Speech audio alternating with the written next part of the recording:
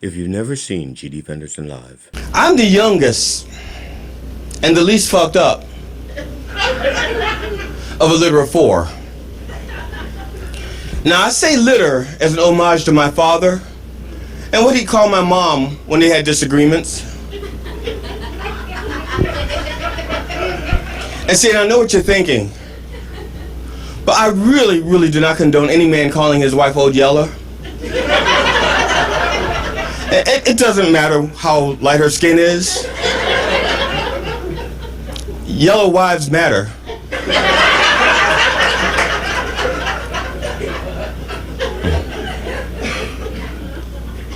See, but my mom, she believed in magic.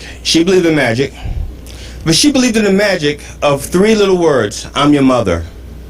And she thought saying those three little words just made everything better. No matter what your problem was, everything was just better because I'm your mother. So when the rest of the litter was teasing me, calling me ugly, adopted,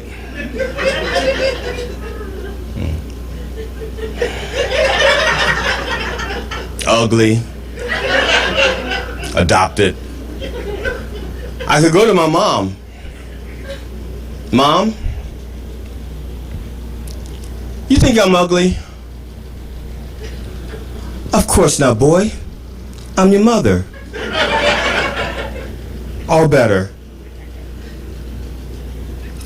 Now, the first time my mom saw me wearing a condom,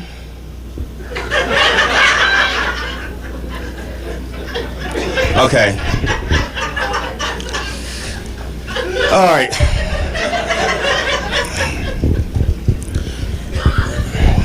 See, what had happened was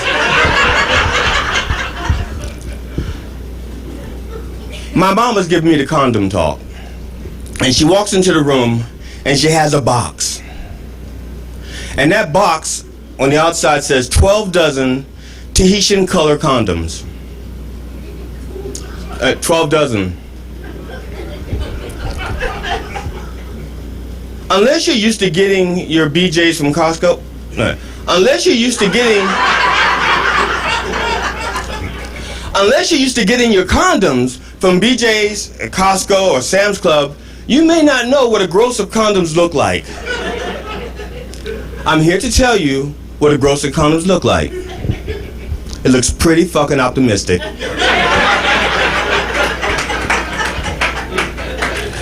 I was hiding condoms everywhere I thought one day I might have sex. I was hiding them in my bedroom, the living room, my parents' room. What? I'm the only one who wanted to have sex in their parents' room. Not while they're there. I'm the only, okay, all right, fine.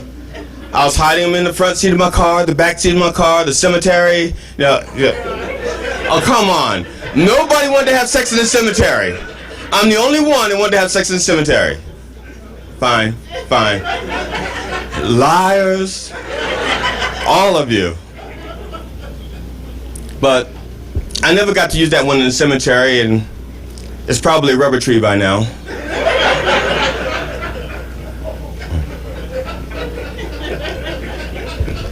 But when my mom gave us that talk, well, gave me the talk, I don't think she talked to my brother because he had a kid outside of wedlock. At least one. But me, no. I wore that thing faithfully. So,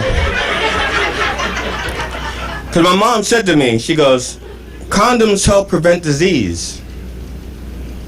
They help prevent pregnancy. They only work when you use them. Don't reuse your condoms. Wait a minute. Don't reuse your needles. Okay, that's a drug issue. Okay, that's the drug one. I guess it works for condoms. But at any rate, and then she says, you're not bringing any babies in this house. So you better wear them every single time you have sex, and don't make me check. You know I will, I'm your mother.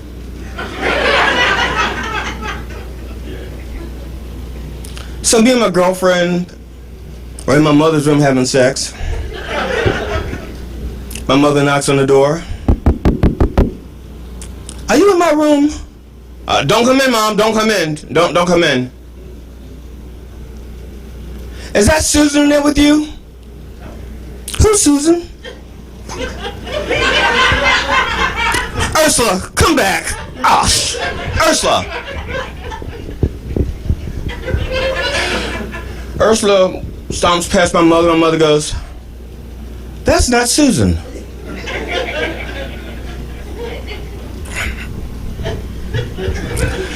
"No, ma'am. That's not Susan. Susan and I broke up because she wasn't caring. Remember?" At that point, my mother sees me wearing a condom. Now, that's not a Kodak moment. For you young people, Instagram. A Kodak moment is baby's first tooth, baby's first step, baby's first birthday party. But if you're wearing a condom properly, that stops all those other baby firsts. But my mother sees that I'm uncomfortable, and she says, "Blue, looks good on you."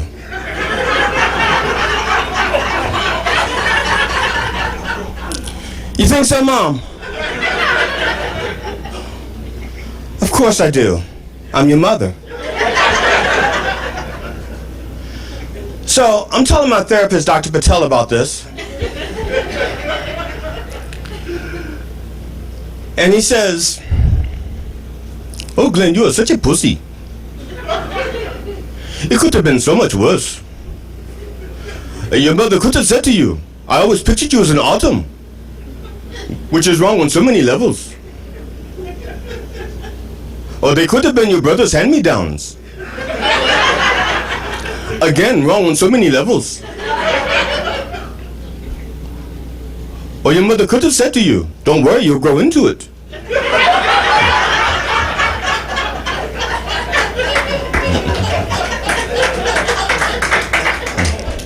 And my wife has like a new best friend, a new skinny little friend.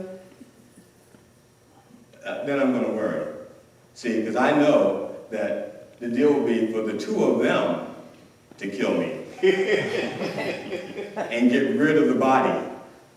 And then my wife can kill her little skinny friend by herself. And when the police say to her, "Mrs. Fenderson, you have no idea where your husband is," she can look him right in the eye and go, "He's probably with that skinny little bitch." For people to think that these animals are being nice is no, they're naive. Well, see, we like to anthropomorphize. Sorry, that's my inner city learning coming out. We like to assign human qualities to inhuman things. So we name them, we invite them into our homes, we elect them for president.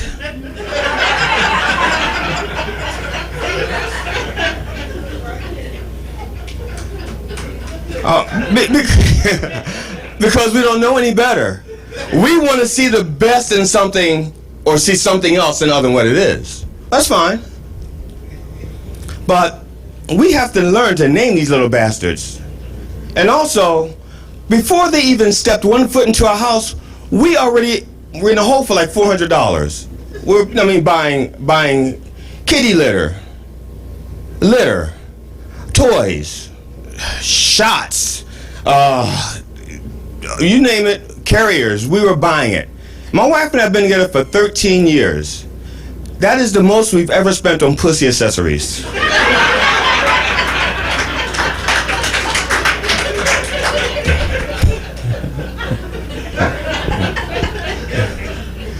And we still hadn't named them yet. Now, I have a friend of mine, a good friend, one of my best friends, he and his wife got 2 kittens. They were sisters from the same litter. And they named them from Greek mythology, named them Phoebe and Calliope. And I think that's real cool, except for they're not Greek. I have another friend of mine who I work with, has 2 dogs from the same litter. He named them Thor and Loki. Real cool Norse names. He's not Scandinavian. I wanted to name those cats something from my own culture. Something from black mythology. See, and now most of you are laughing because you got ahead of me. And you're thinking, he's going to name them Unkulu Unkulu. You know, from the supreme Zulu god. And he's going to name the other one Ogon, from Nigerian lore, the god of iron. And those are two very powerful names to give animals who no longer have their balls.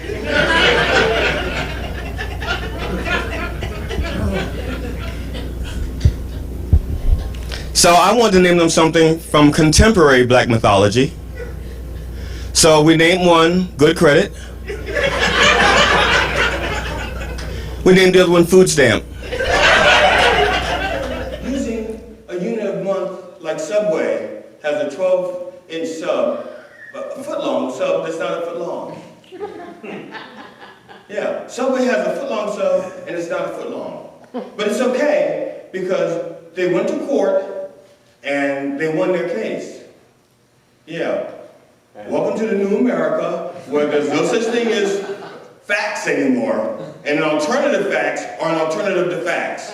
Okay? This is the new America where it's not important what's real, what's important is what you believe and what you feel. And I believe this is what happened. I believe the CEO of Subway was a man. I believe the jury were all men. I believe the judge was a man. So ladies, if a man says to you he has a foot long, you have to believe him. Legally. It's a legal precedent. But if it doesn't feel like a foot long, I wouldn't give him $5. In bed one night. And the kittens were on the bed beside us, or between us, and one of them loves to get his belly rubbed. But when he gets his belly rubbed, he gets excited, and he just starts kicking like that. So I'm rubbing his belly.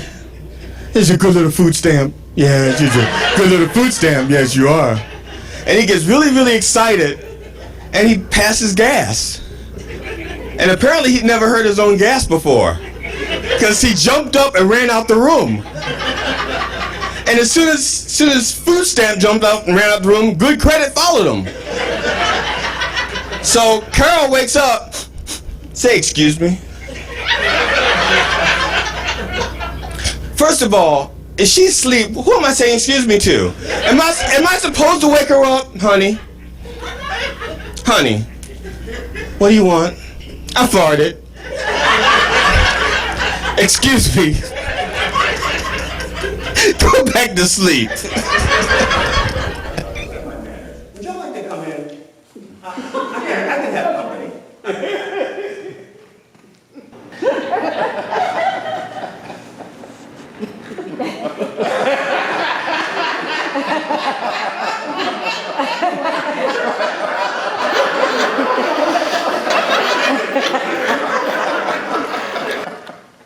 I can have company. See, but it's not really that lonely in here. The womb service is excellent. See, womb service, yeah, womb service.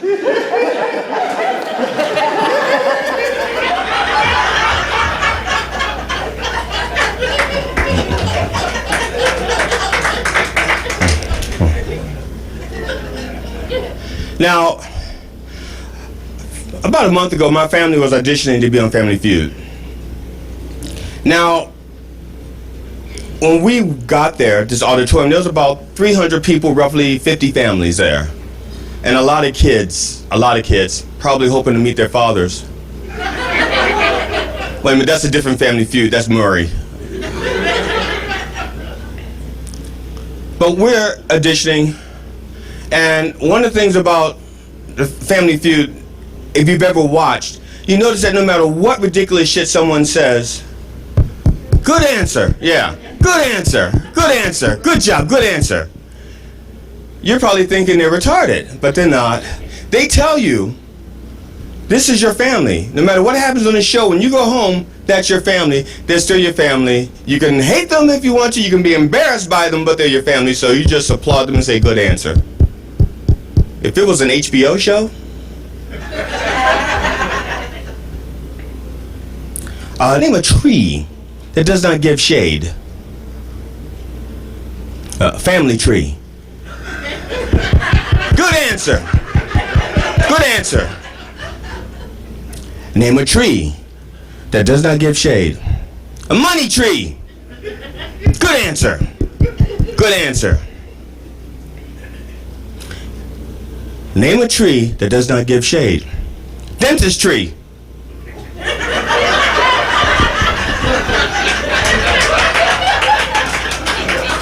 Now, on HBO, what the fuck is... Somebody get Nana the fuck out of here. I told you, don't bring Nana. She's senile. She just blurts shit out. She just sits there in the kitchen going, he says he's black, but he don't like macaroni and cheese. What kind of fuck is that? Just, you can't have Nana. Name a tree that does not give shade. Country.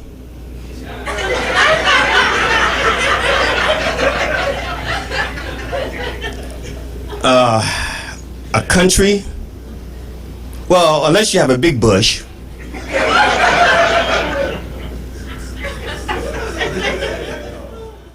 My wife and I were watching television, and the movie that was on was, I can't remember the name of the movie, but the gentleman was lying in bed reading, and the wife comes in naked, and she lays across the bed, and she pretends she's dead. And the husband gets aroused, and they start really having good sex. At least for TV sex. Really good AMC with commercials. And my wife says to me, I can do that if you like. I'm like, traps. I said, no. What would you think I want you to play dead like that on a weeknight?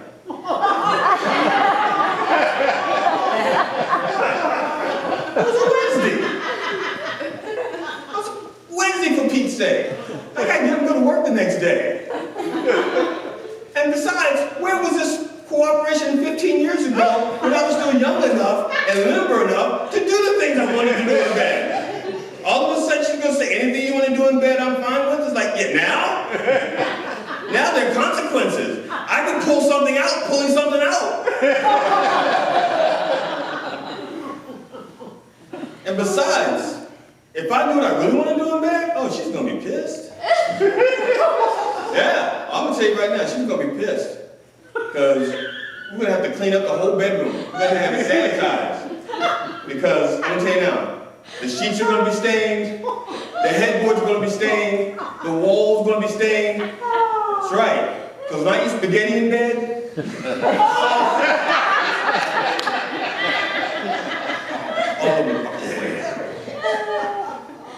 the English language is ruined. I mean, I grew up with sentences and adages and sayings, but now everybody is LOL, SMH, THOT, eggplant winky face. And sentences have lost their beauty. I grew up with a bird in the hand is worth two in the bush. Now they say, what? One in the stink, two in the pink? Now, those sayings are similar. And if you're a clever wordsmith or a cunning linguist, you could probably substitute two in the bush for two in the pink.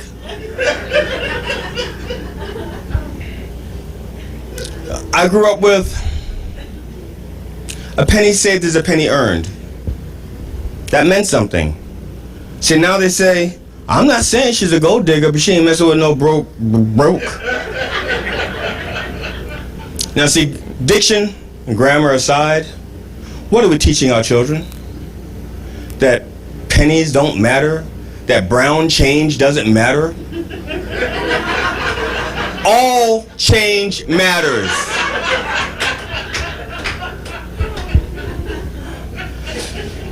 Nickel, please.